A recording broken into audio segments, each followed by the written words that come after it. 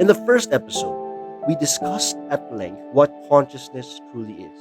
We dismantled the materialist myth and went beyond consciousness as a simple observer of reality.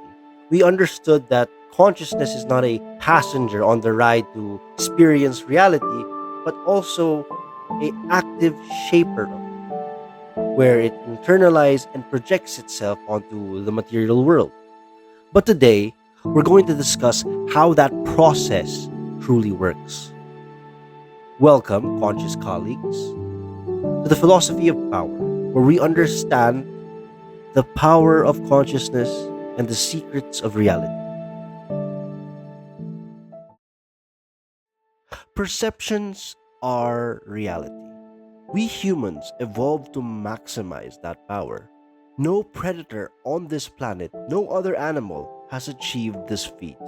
While the rest of the world participated in nature's game, humanity evolved to maximize its subjectivity. Every creation in human civilization is a byproduct of individuals shaping matter to their will, projecting themselves onto objects. That is the beauty of our subjectivity. We don't settle for what is, we always reach into what could be. Perception, in this instance, is the ability of consciousness to not only observe reality but actively deconstruct it and reshape it to whatever concept it generates. First, the subject, the conscious being, sees a multitude of objects. They observe them, interact with them, but most importantly, they deconstruct them. This is material reductionism. And this is not a advocacy for materialism, but a process of understanding things by dissecting them into their smallest parts. Now, let's imagine one of our ancient ancestors seeing a rock or a stick for the first time. They didn't just look at it, they broke it down and sharpened its edges. Through that, they constructed a new thing. It enters the metaphysical realm of ideas, where we mix and match raw observations to create something entirely new. The stone and the stick are no longer singular objects. They are combined to create a spear or a hammer. Now, let's look at a chair. A chair is not a naturally occurring object. We know what it is, but to a creature who has never seen one, it is baffling. Now replace that chair with cars, planes, or iPads, and we see the pattern emerge.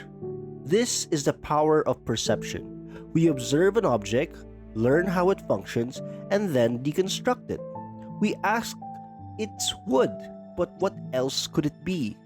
Once we have an idea, we validate it by projecting it onto the material world. The idea becomes tangible.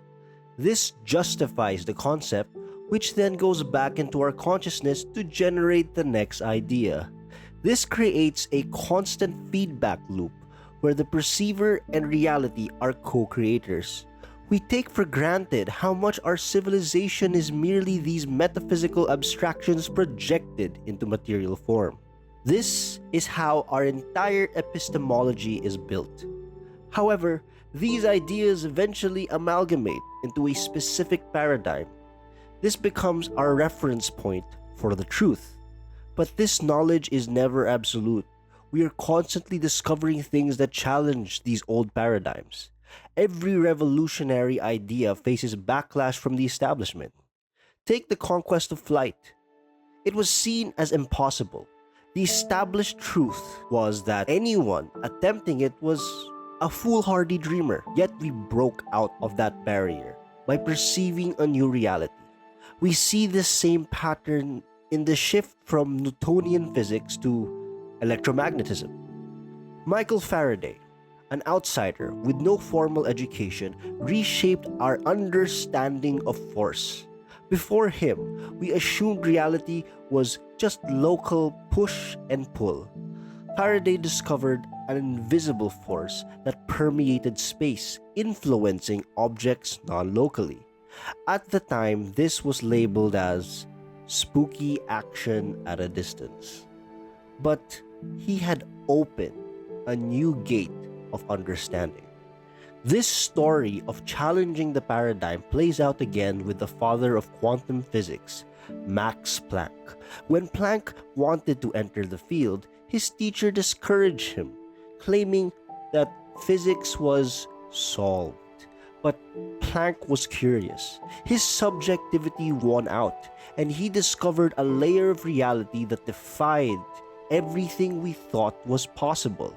In this realm, reality isn't fixed, it is a field of fluctuating probabilities. In quantum physics, particles exist in a probabilistic wave, and only when measured does this wave collapse into a definite identity. This was famously shown in the double slit experiment. When a particle is fired at two slits, it acts like a wave, interfering with itself. But the moment researchers put a measuring device to see where the particle went, the interference stopped.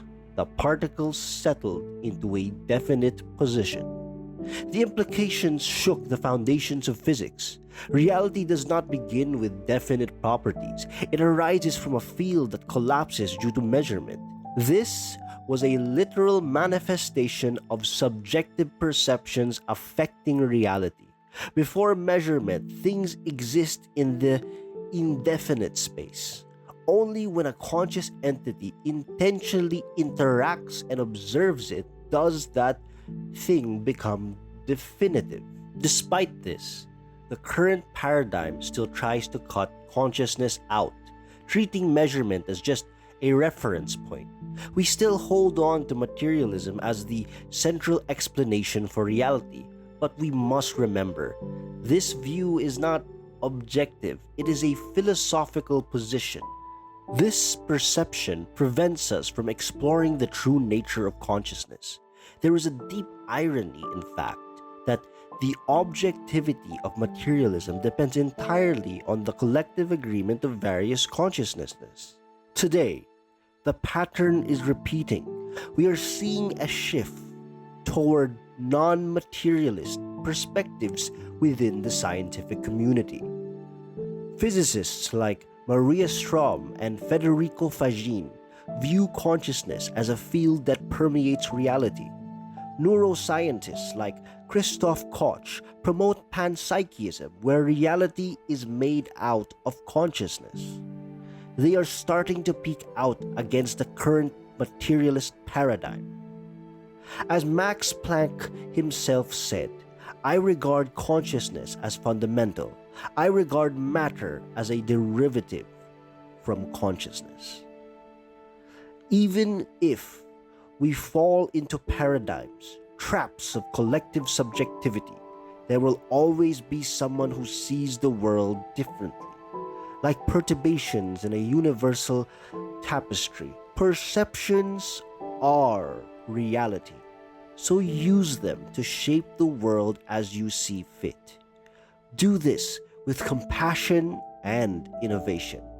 Let the waves of change break the barriers of impossibility. Keep dreaming and keep making those dreams into reality. Thank you again, my fellow conscious colleagues, for lending me your ear as we delve into the secrets of reality and consciousness. I'll see you all in the next episode.